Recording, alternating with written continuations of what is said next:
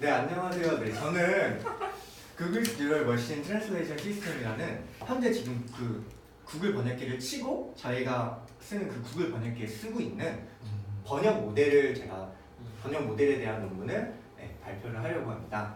그 위에 이제 부제로는 Bridging the Gap Between Human and Machine Translation인데 좀 더 있어 보이려고 이렇게 부제를 달아놓은 것 같습니다.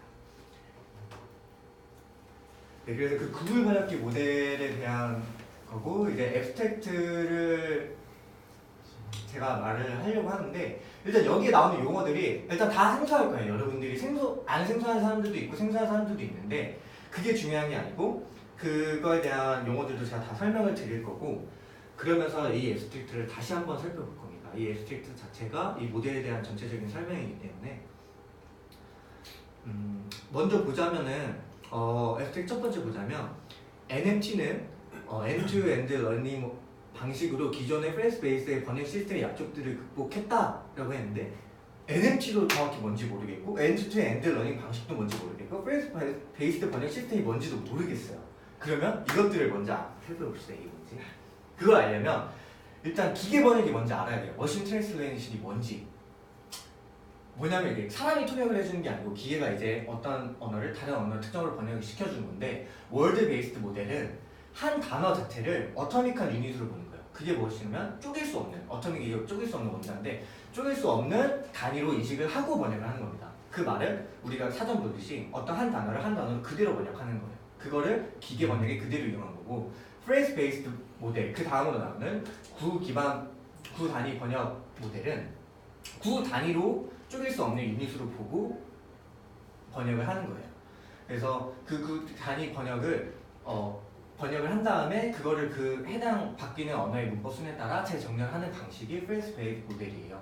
근데 이거의 프레스 베이스 모델에 그 문제점이 있는데 국끼리 독립적이라고 생각하고 번역을 하지만 실제로는 국끼리 독립적이지도 않고 구라고 이거를 딱 정확히 얘가 이 한 구야라고 하는 그 경계 자체도 명확하지 않기 때문에 이 근본적인 문제점을 갖고 있어요. 그래서 그 다음에 이제 나온 게 뉴럴 모델인데 뉴럴 모델은 그대로 그냥 신경망을 쓴 모델인데 이걸 엔드-투-엔드 러닝 방식이라고 하는데 왜 엔드-투-엔드 러닝 방식으로 하는지 좀 더 설명을 드려볼게요. 기존의 프레스 베이스드 모델이나 월드 베이스드 모델을 할 때 기존 모델은 어떤 오디오를 듣고 거기에 대한 특징을 추출한 다음에 거기서 음소를 뽑아내고 그거를 단어로 바꾸고 그 다음에 대본을 만드는 이러한 파이프라인을 따르는 파이프라인이나 이런 한 단계를 따르는 그걸 의미를 하고요. 그 한 개 한 개에 다른 서로의 다른 모델이 필요하고 다른 그런 훈련이 필요했다면 뉴럴 모델은 이 하나의 부분을 뉴럴 모델 하나의 신경망으로 하는 거예요. 그러니까 이런 부분들이 한 개의 층 또는 두 개의 층으로 대치될 수 있는 거죠. 그 신경망 안에 내부에서는. 뉴럴 모델은 그래서 그 계층을 여러 개를 쌓아서 이러한 부분들의 모델을 한 번에 훈련을 시킬 수 있도록 만든 거예요. 그래서 인풋을 넣으면 바로 아웃풋이 나올 수 있도록 하기 때문에 그게 끝부터 끝까지라고 해서 엔드-투-엔드 러닝 방식이라고 합니다. 근데 엔드-투-엔드 러닝 방식은 사전에 많은 양의 데이터가 존재해야 의미를 갖는다고 해요. 파이프라인 모델은 그 단계마다 우리가 어떤 특정한 모델을 심어줄 수 있지만 뉴럴 모델은 그게 힘들기 때문에 데이터 양이 많아야 한다고 합니다. 네, 그 다음에 앱스트랙트를 나오는 게 일단 NMT, 그 뉴럴 머신 트랜슬레이션의 약자인데 그 기존의 뉴럴 머신 트랜슬레이션 단점이 있대요. 계산량이 많고 흔하지 않은 단어가 나왔을 때는 번역을 잘 하지 못한다고 해요. 그래서 정확성과 속도를 동시에 요구하는 서비스, 번역 서비스 자체를 말하는 거겠죠. 저희가 문장을 넣으면 바로 번역본을 줘야 되니까 그런 거를 이제 구글 뉴럴 머신 트랜슬레이션 GNMT라고 부르겠습니다.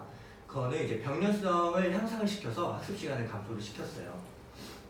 그리고 그 다음에 이제 GNMT 모델 자체가 딥 LSTM 네트워크로 구성되어 있다. 그리고 리지얼 커넥션과 어테이션 커넥션을 사용했다. 그리고 8개 인코더와 디코더 층이 있다. 모르는 단어가 너무 많죠? 다 이제 설명을 하나씩 드리도록 하겠습니다. 그러면 이제 인코더 디코더 아키텍처가 뭐냐? 인코더 디코더 아키텍처는 일단 시퀀스 모델에서 길이가 다른 여러 가지 수서를 입력하여 마찬가지로 여러 가지 길이를 가지는 수서를 출력하는 예측 모형이라고 하는데 이거 자체가 번역의 의미예요. 저희가 한 문장에 10단어가 있을 때 그걸 넣었을 때 그거의 번역본이 9단어가 나올지 11단어가 나올지 5단어가 나올지 몰라요. 그런 것처럼 어떤 한 문자열을 넣었을 때 나올 수 있는 문자열의 길이 그게 인풋과 아웃풋의 길이가 가변적일 때 쓰는 모델이에요. 그래서 인코더가 하는 역할은 시퀀스는 문장을 의미하고 그 문장을 수학적인 숫자, 벡터로 전환을 해주고 디코더는 그 벡터를 문자, 시퀀스로 전환을 해주는 역할을 해요. 그리고 이 인코더와 디코더 각각은 RNN으로 구현을 한다고 합니다. 그럼 RNN은 뭘까를 이제 제가 다음으로 설명을 해드리겠습니다.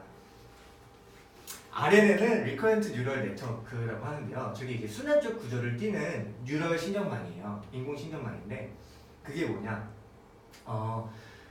히든 노드가 방향을 가진 엣지로 연결돼 순환 구조를 이루는 인공신경망의 한 종류. 아나다요. 네, 저 설명에 아나다인데 그림으로 설명을 해볼게요.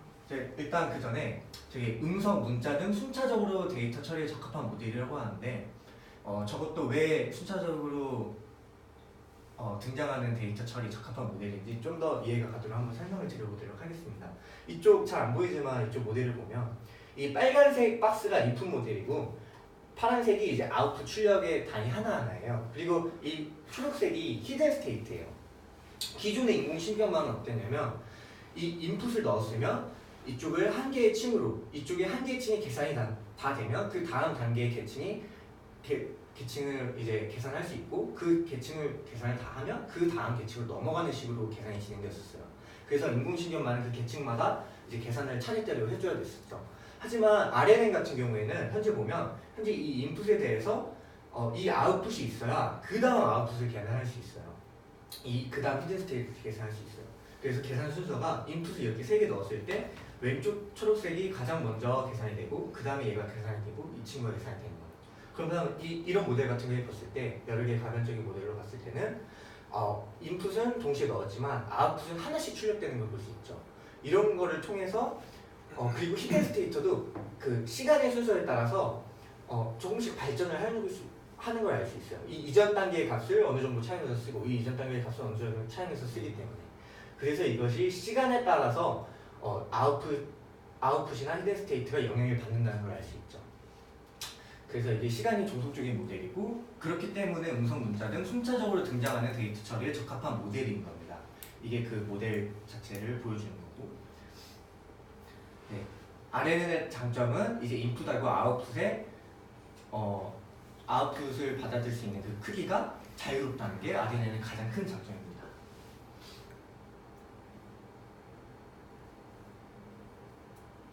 혹시나 번역 같은 경우에는 여러 개를 넣어서 여러 개를 나오고 감성 분석은 여러 개의 인풋을 넣어서 얘가 행복한지 안 행복한지 뭐 불행한지를 나오고 사진 설명 붙이기 이런 거는 사진이 있으면 사진에 대한 문장을 출력하는 건데 사진 인풋과 하나를 넣으면 이제 여러 가지 문장이 나오겠죠. 이것은 뭐 강아지가 놀고 있는 뒷판에서 놀고 있는 그림입니다. 그런 아키텍처를 간단하게만 보여준 거고 그래서 RNN을 좀 더 깊게 살펴보면 RNN은 어떤 형식으로 되느냐 근데 이쪽 왼쪽을 살펴보면 저게 RNN의 가장 기본적인 구조인데요. 히든 스테이트 자체가 그 전 단계의 히든 스테이트의 값을 차용합니다. 어떻게 차용하냐? 하이퍼볼릭 탄젠트를 활성화함수로 사용하는 거고 거기 안에 있는 활성화함수를 쓰기 위해 기존에 우리가 썼던 선형 모델이랑 비슷하죠. 웨이트를 그 전에 있는 히든 스테이트에 주고 또 웨이트를 인풋에다 주고 바이어스를 더해줍니다.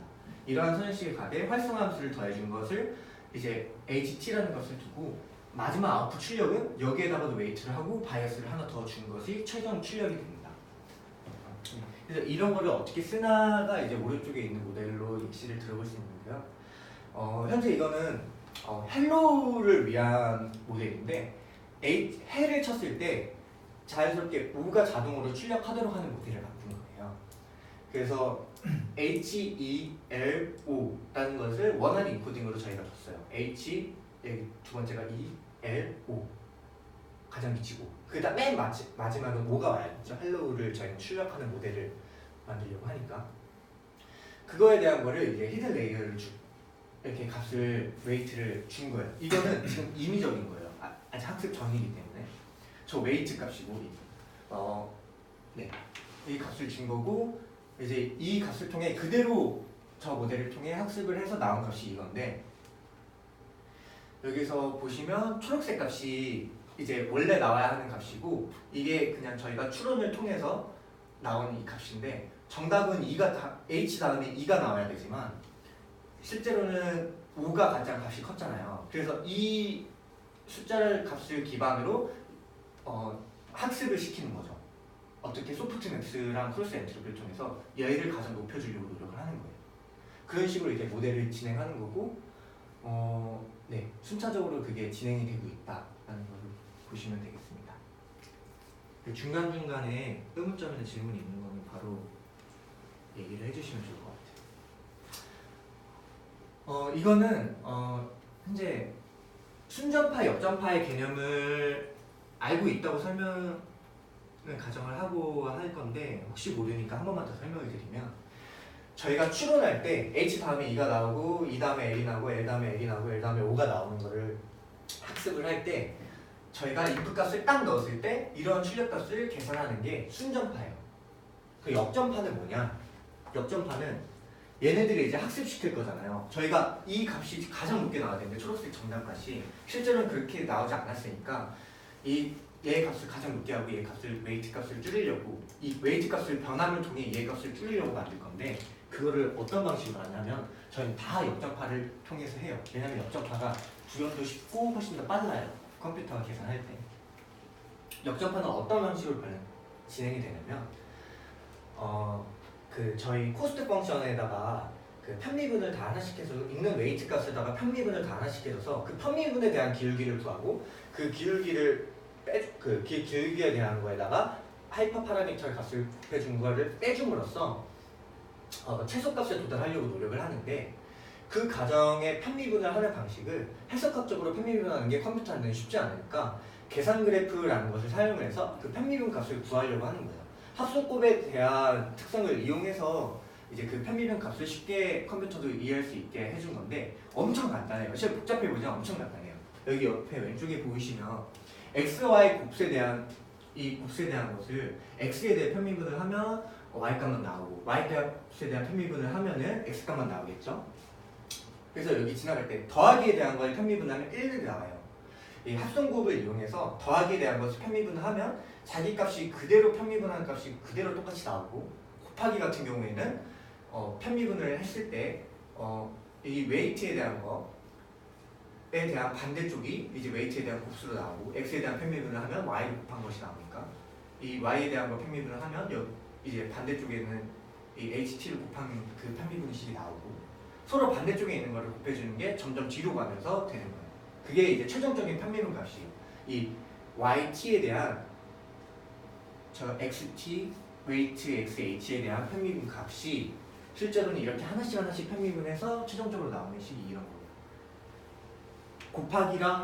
곱하기 더하기에서 서로 곱하기 더하기만 알아도 이런 간단한 식을 만들 수 있는 거고, 여기서 중요한 건 아니지만 하이퍼볼릭 탄젠트의 미분값이 1 하이퍼볼릭 탄젠트 제곱이다. 이것만 그냥 추가해 주면 되고요. 여기서 이제 주의할 점이 딱 한 가지 있는데, RNN에서 주의할 점은, RNN은 하나의 인풋에 대해서 나온 히든 스테이트 값이랑 출력값 두 개가 나와요, 최종적으로.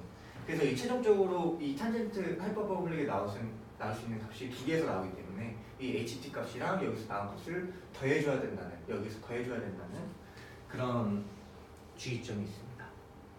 그 다음에 이제 RNN의 한 종류인 LSTM에서 볼 건데, LSTM은 이제 RNN의 한 단점을 극복한 모델이에요. 이것도 RNN과 비슷하게 순차적인 거를 갖는 건데, RNN은 관련 정보와 그 관련 정보를 사용하는 지점 사이의 거리가 멀 경우에 학습 능력이 저하된다고 합니다. 그게 무슨 말이냐면, 저희는 지금까지 짧은 거를 봤지만 여기에 점점점으로 되어 있죠. 엄청나게 많은 계층들이 있는 거예요. 그럼 시간이 지나갈수록 이 히든 스테이트의 정보를 이 다음 단계만 쓰잖아요. 얘가 갖고 있는 정보가 멀어질수록 그 값은 희미해질 수밖에 없어요. 네. 그래서 이 나오는 출력값이 그 먼 인풋값하고는 관련이 되게 적기 때문에 학습 능력이 저하될 수가 있어요. 그런 거를 이제 그런 부분에서 이제 학습 능력이 저하되는데, 이게 왜 정확히 학습 능력이 저하되는지를 이유를 살펴보자면 이게 베니싱 그레디언트 프로블렘이 발생한다고 하는데 그게 무슨 말이냐면 저희가 역전파를 사용했었는데 그 역전파에서 미분값을 사용했어요. 근데 활성화 감소의 미분값이 뭔지 살펴보면 이게 시그모이드죠. 시그모이드 값, 이 시그모이드 값을 미분하면 자기랑 1-자기를 한 것이 시그모이드의 미분값이에요. 저희가 이거에 대한 그래프를 그려보면 이거에 대한 그래프를 꼭 그려볼 필요 없이 고등학교 수학만으로 이 어떤 x값이랑 1-x값의 가장 최대값은 이거의 중앙값인 걸 알 수 있죠.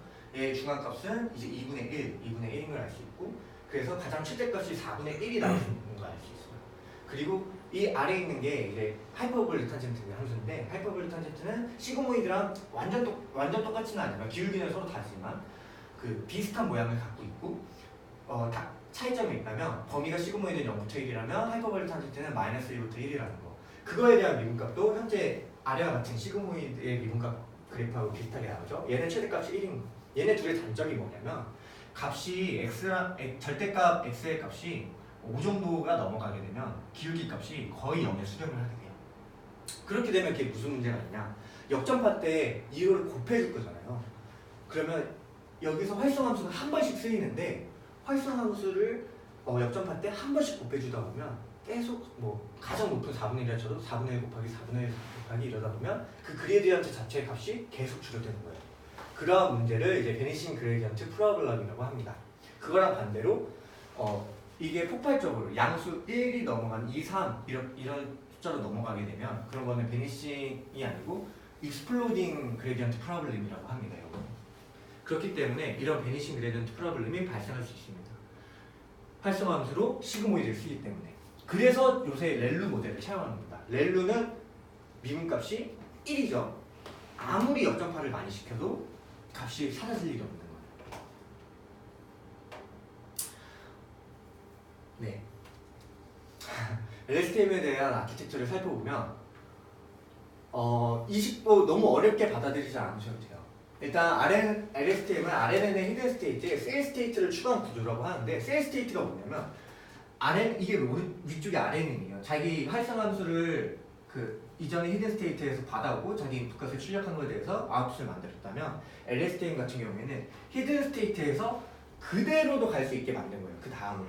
근데 자기가 이제 다른 식을 여기 인풋에서 곱함으로써 얼마나 자기가 이 이전 값을 그대로 체험할 건지 자기가 지금 히든 스테이트 값 만든 거에 대해서도 얼마나 차용할 건지 이거 두 가지 정보를 다 해준 값을 만든 게 이제 LSTM의 중간 모델이에요.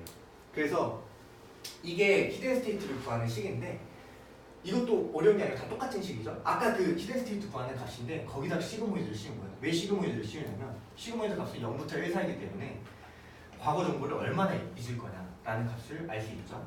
이거에 대한 식 자체는 중요하지 않아요. 여기는 뭐가 나올지 몰라요. 근데 학습을 하겠죠. 근데 자기는 과거의 정보를 얼마나 잊을 수 있는지에 대한 파라미터가 이제 생기는 거예요. 네. 1이면 과거 정보를 다 잊겠다. 0이면 자기는 이전에 사용했던 걸 그대로 차용하겠다. 또 인풋 게이트는 현재 정보, 이번에 쓴 히든 스테이트 값을 그만큼 쓰겠다. 네. 그 값을 이제 자기는 이전 셀 스테이트 값을 얼만큼 있겠다는 값과 지금 계산한 게이트 값을 인풋 값을 얼마나 가겠다. 이 FT랑 IT는 그냥 0부터 1 사이의 의미의 숫자라고만 생각을 하시면 편하실 거예요. 그거에다가 활성화 함수를 더한 거, 거기다 그 새로운 특정한 값 0부터 1, 이 값 자체를 얼만큼 차용할 것인가를 곱해서 이거는 요소별 곱을 의미하는 기호고요. 네, 그거를 이제 새로운 히든 스테이트로 차용하겠다는 차이밖에 없습니다. 그거에 대한 이제 계산 그래프 모델식인데 계산 그래프는 아까도 말씀드렸으니까 여기는 생략을 하도록 하겠습니다. 네, 이것도 너무 어려운 게 아니고 곱하기 더하기만 한 겁니다. 네, 그래서 이제 GNMT의 인트로덕션인데 그 다음에 이제 GNMT의 엑스트랙트를 다시 한번 처음부터 살펴보면 이제 GNMT 모델은 이 LSTM을 네트워크로 구성을 했고 여기에다가 비주얼 커넥션과 어테이션 커넥션을 사용한 거고 8개의 LSTM의 인코더, 디코더 층이 있는 LSTM을 사용을 했다고 했네. 그리고 인코더와 디코더 하나씩 있겠죠. 그리고 GNMT는 마지막 번역을 가속화시키기 위해서 추론 계산에 있어서 프레시션 아리트메틱을 사용을 했다고 하는데 이게 무슨 말이냐면 보통 컴퓨터에서 이제 어떤 계산을 할 때 컴퓨터가 쓸 수 있는 데이터 범위에는 한계가 있어요. 보통 정수형으로는 4바이트, 뭐 플로트도 4바이트, 더블형은 8바이트라고 하지만 이 신경망을 계산하는 데 있어서 어떤 소수점의 정확성이 그렇게 정확하게 필요한 게 아니에요. 4.258888888 이런 값이라면 4.2라는 값만 줌으로써도 충분히 계산이 문제가 없더라. 그런 걸 알고 특별하게 이 로우 프레시션 아리스메틱을 사용을 했고요. 더 적은 바이트를 이용해서 변수를 사용했다는 의미예요. 얘는 이제 구글의 특별한 하드웨어만을 사용해서 만들었다고 하네요. TPU라는. 그리고 흔하지 않은 단어 번역을 잘하기 위해 이게 NMT의 단점이었는데 공통 하위 단어 유닛이 월드피스로 나눔이라고 했는데 한 단어 자체도 그거를 더 작은 단어 단위로 쪼개버린 겁니다. 그래서 좀 더 문자의 유용성과 한 단어 효율성 균형을 제공해 준 거고, 그 다음에 빔서치 테크닉은 뭐 길이 정교화랑 커버리지 페널티를 제공을 한다라고 하는데 이 부분은 제가 잘 모르기 때문에 넘어가고, 그래서 보통 번역 시스템은 BLEU 점수를 통해서 많이 하게 되는데 이걸 최적화하게 하기 위해 강화학습도 사용했다고 하는데 실제로 이 BLEU 점수만을 위해 강화학습을 사용한 모델이 실제 사람이 보고 이게 더 나은 모델이라고 하기에는 좀 애매했다고 해요. 사람의 평가에는 반영되지 않았다는 게 이 BLEU를 위해 최적화한 강학습 모델이 사람이 볼 때는 이게 더 별로다라는 느낌을 많이 받았다고 해요. 네, 그래서 평소 트레이스 베이스드 프로덕션 시스템에 비해 60% 오류를 감소했다고 해요. 네, 그 다음에 인스트럭션을 보면 NMT의 기존 세 가지의 취약점, 느린 훈련 속도 그리고 추론 속도, 이거는 이제 아까 같은 로우 프레시션 아리스메틱을 사용하거나 병렬 처리를 함으로써 해결을 했고, 희소한 단어를 잘 번역하지 못함, 얘는 월드피스로 해결했고, 한 단어를 더 쪼개는 걸로 해결했고, 그리고 가끔 모든 문장 전체를 이상하게 해석하는 문제가 있어요. 그래서 그런 거를 해결하기 위해 8개의 층이 있는, 다시 말하면 LSTM RNN 모델을 사용했고, 각 층에는 그레디언트 플로우를 촉진하기 위해 비주얼 커넥션을 사용했는데 이거에 대한 설명은 이후에 더 하도록 하겠습니다. 그래서 이 정도로 나왔다고 해요. 그리고 이 Statistical Machine Translation, 얘네들이 이제 구 기반 시스템 이런 거를 말하는 건데, 실제로는 이 번역 시스템에서 NMT가 훨씬 이전에도 나왔지만 실제로는 이 프레이스 베이스드보다 더 성능이 안 좋았다고 해요. 그래서 구 기반 시스템을 계속 썼는데 구 기반 시스템 자체는 근본적으로 문제를 갖고 있었죠. 구를 가장 쪼갤 수 없는 단위로 본다는 문제점이 있었죠. 그래서 이거를 어떻게든 해결을 하기 위해서 더 나은 NMT를 만들기 위한 여러 가지 시도들이 지금까지 있었어요. 하지만 이런 시도들을 해도 표준 구문 기반 시스템에 비해서 아직도 전반적인 정확도가 떨어졌다고 해요. 그래서 이 GNMT 모델 아키텍처를 이제 진짜 살펴보면 어떻게 생겼냐면, 이제 사실 이것만 보면 되는데 이렇게 생겼어요. 또 이거에 대한 걸 설명을 해주자면, 이게 이제 하나의 계층식이고 이거 하나 자체가 인코더, 오른쪽이 디코더예요. 그리고 이거 하나 자체가 LSTM 모델이고 이것도 하나 자체가 LSTM 모델이고, 원래 인코더 디코더는 두 개의 RNN 모델을 쓰는 겁니다. 보시면 여기서 인풋을 넣는 거예요. 이게 인풋 자체의 길인데 그 인풋 자체를 왼쪽에서 계산하는 거하고 첫 번째는 오른쪽에서 계산하는 거하고 동시에 해봅니다. 이 히든 스테이트, 마지막에 인풋에 대한 히든 스테이트 다음 값까지도 계산이 될 거잖아요. 그 히든 스테이트 값이 뭘 의미하냐, 마지막 히든 스테이트 값은 전체 넣은 문장에 대한 컨텍스트, 문맥을 의미해요. 왜냐? 모든 단어에 대한 그 값들을 자기가 다 이미 정보를 포함하고 있거든요. 그래서 그게 그 문장의 문맥을 의미한다고 할 수 있어요. 근데 그 문맥이 처음부터 그 문장을 본 거하고 마지막부터 그 본 문맥 문장을 두 개 다 씀으로써 정확도를 향상을 시켜주는 거예요. 그거를 처음에 계산을 하는데, 처음부터 계산한 거랑 마지막 거 계산하는 거, 이 값을 이 다음부터 쓸 건데, 현재 하나씩 이 계층에 대한 모델을 학습 속도를 빠르게 하기 위해서 병렬 처리를 했어요. 데이터 병렬 처리. GPU를 다 따로 썼죠. 근데 여기 보면 1, 2, 3, 4가 아니고 1, 2, 2, 3이에요. 그 이유는 마지막 맨 하위 계층, 이렇게 양쪽으로 컨텍스트를 계산해야 되는 맨 하위 계층은 동시에, 이거는 동시에 계산할 수 있겠죠, 당연히. 동시에 계산하는데 그 다음 거는 이 계산하고 동시에 할 수 없죠. 이 다음에 대한 값을 사용해서 쓰는 게 두 번째 계층부터니까. 그래서 얘네들을 동시에 하고 얘네들이 동시에 끝나면 그 다음 계층부터 GPU가 따로 계산을 하게 되는 겁니다. 여기서부터는 왜 다 다른 GPU가 있냐면 얘 하나를 계산하면 얘를 쓸 수 있고 그 다음에 얘를 쓸 수 있죠. 이런 식으로 대각선으로 이렇게 계산이 진행되기 때문에 얘네들을 다 다른 GPU로 병렬 처리를 함으로써 더 계산 속도가 빨라지게 되는 겁니다.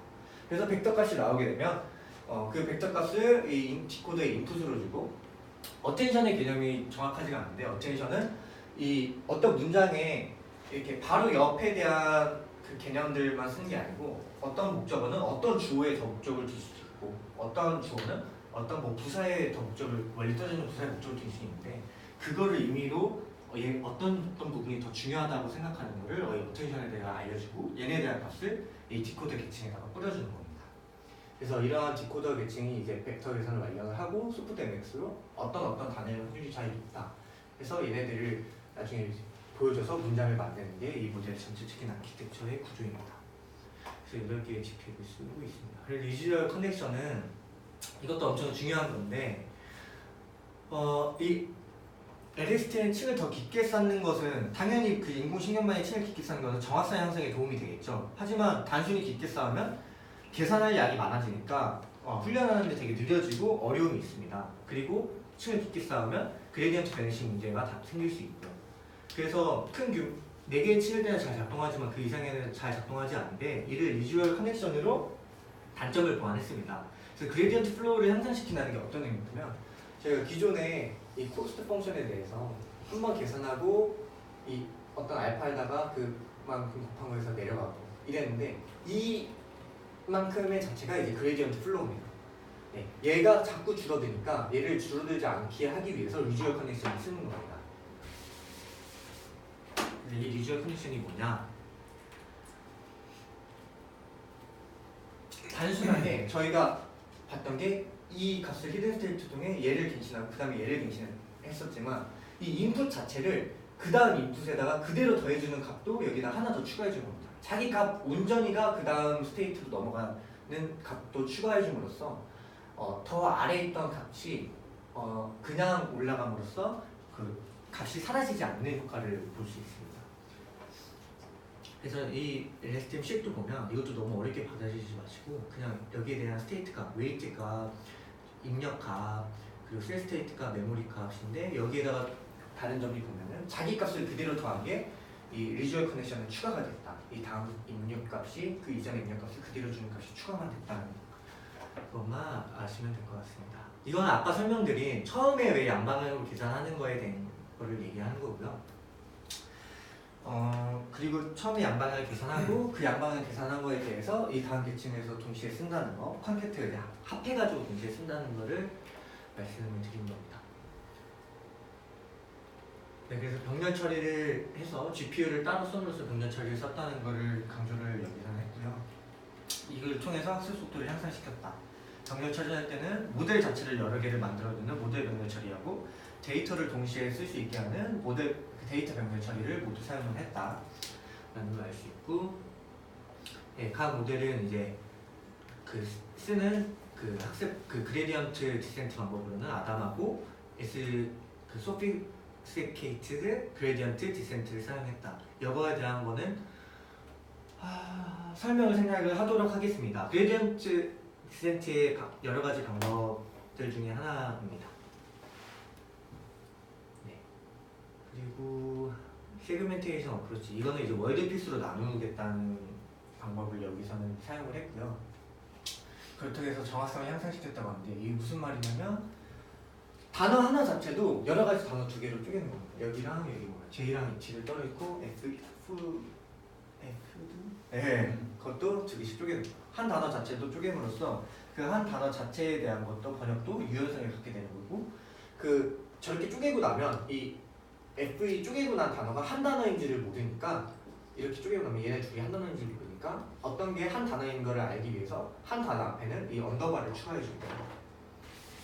그리고 구글 번역할 때 보면 실제로 이상한 값, 뭐 사람 이름 얘는 뭐 박성준은 바보다 뭐 이런 식으로 하면은 그 박성준 자체는 번역을 해도 그냥 뭐 영어 그대로 나오거나 한글 그대로 나오는 경우가 있는데 그런 경우는 이러한 OOV라는 이제 out of vocabulary, 실제로 사전에 있지 않은 특정한 뭐 지역 단어나 뭐 그 사람들만, 그 지역 사람들만 아는 단어, 이런 단어들은 그 unknown 심볼로 대체하지 않고 어떤 특정 숫자 값을 통해 그냥 그 특정 숫자 값이 갖고 있는 데이터 그대로 번역해 주는 게 아니고, 보통 그대로 번역해 주는 게 되는데 앞에다가 begin, middle, end라는 접두사를 여기다가 뭐 하나씩 주어서 이름의 같은 경우에는 나중에 얘가 디코더에서 처리하는 과정에서 기존 단어로 그대로 대체하는 과정을 쉽게 했습니다. 네, 그것까지가 이제 중요한 부분이고, 아까 BLU를 어떻게 계산하는지 참 궁금하다. 이 번역 모델이 어떻게 좋은 번역 모델인지 아는 게 궁금하다라는 걸 이제 그 BLU라는 스코어 모델을 통해서 계산을 하게 되는데, 이것만 있는 건 아니지만 얘가 어떻게 계산하는 건지에 대해서 짧게 설명을 해드리자면, 세 가지 요소를 통해 계산을 하게 됩니다. 이게 뭐 처음에는 정확성, 그 다음에 문장 길이에 대한 정확성, 그리고 같은 단어가 연속으로 나올 때 너무 중복되는 거를 어느 정도 보장해주는 이 세 가지를 해주게 되는데, 어떻게 계산을 하게 되냐면, 사실 이거는 이 논문에서 중요한 부분은 아니지만 제가 추가를 한 부분인데, 이렇게 예측된 우리 모델을 통해 예측된 문장이 있고 실제 사람이 번역한 문장이 있어요. 이게 맞는 문장이겠죠? 비교를 했을 때 파란색으로 된 부분이 정확하게 똑같은 부분이에요. 그래서 이 식을 먼저 살펴보면 일단 서로가 얼마나 비슷한지를 확인하는 부분은 1g부터 4g. 이게 무슨 말이냐면 단어 한 개가 정확히 일치하는 거를 다 비교해 본 게 10개. 그리고 전체 예측된 길이의 단어 수는 14개. 이 값하고 2g 프레시션은 두 개의 단어씩 이렇게랑 이렇게랑 비교하고, 이렇게랑 이렇게랑 비교하고, 이렇게랑 이렇게랑 비교했을 때, 그러니까 당연히 전체에 대한 단어 수는 하나씩 줄겠죠. 2g, 3g, 4g일수록 처음에는 14개 단어지만 두 개씩 볼 때는 13개니까 순차적으로 하나씩 볼 때 그 13개에서 두 개가 연속으로 일치할 확률이 5개. 그 다음에 3개씩 볼 때, 3개씩 볼 때 전체적으로 할 때 4개, 4개씩 볼 때 네 단어가 전체적으로 다 똑같이 오는 경우는 이거 하나밖에 없으니까 전체 11개의 경우의 수 중에 하나. 이런 것들에 대한 걸 다 곱한 거를 4분의 1로 제곱근을 씌워준 것이 정확도에 대한 값을 우리가 확인을 한 부분이고, 왼쪽은 예측된 센텐스하고 실제 문장하고 길이가 많이 다르게 되면, 실제 문장이 더 길거나 아니면 그렇게 되면 잘 예측했다고 볼 수 없는 예측치 중에 하나겠죠. 그런 부분이. 그래서 1하고 더 민값을 비교해서 이 전체 측정치 값을 더 이건 측정을 못했다고 깎아줄 수 있게 됩니다. 1하고 비교하게 되는 거는 이 예측 문장이 더 길 때는 그것도 실제로 잘못된 부분이지만 더 예측을 잘 됐다고 표현할 수 있기 때문에 저 민값을 항상 넣어주는 거고, 그 다음 마지막으로 여기 같은 단어가 연속적으로 나올 때 과적합되는 것을 보장한다는 것은, 뭐 to라는 단어가 예측된 문장에서 8개가 나왔지만 실제 문장에서는 to라는 게 3개밖에 안 쓰였다면, 이 8개를 똑같이 나왔다고 8이라고 쓰는 게 아니고 실제 모델에서 쓰는 이 3이라는 값을 채용해서 쓰는 것으로 이 과적합을 보장을 해준다고 합니다. 그래서 여기까지가 이제 GNMT 모델을 다 살펴봤고요. 네, 그렇습니다.